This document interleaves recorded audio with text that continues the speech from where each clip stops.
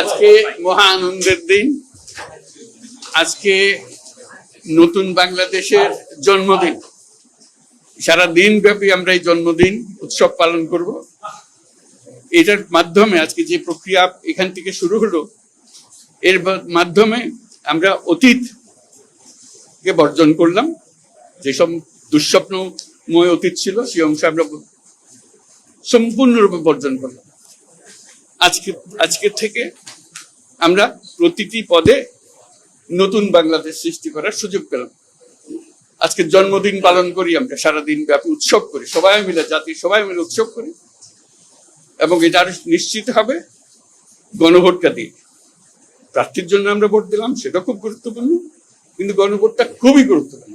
তো সবাইকে আহ্বান জানাচ্ছি গণভোটে অংশ নেবার জন্য, যাতে করে আমরা নতুন বাংলাদেশ গড়ে তুলতে পারি। খুব ভালো লাগবে। এটা আমার জীবনে মহা আনন্দের দিন এবং বাংলাদেশের সবার মনে এটা মহা আনন্দের দিন, মুক্তির দিন, আমাদের দুঃস্বপ্নের অবসান, নতুন সম্পর্ক শুরু। সেটাই হলো আমাদের আজকের এই প্রক্রিয়া। অসংখ্য ধন্যবাদ সবাইকে। সবাইকে মোবারকবাদ জানাচ্ছি।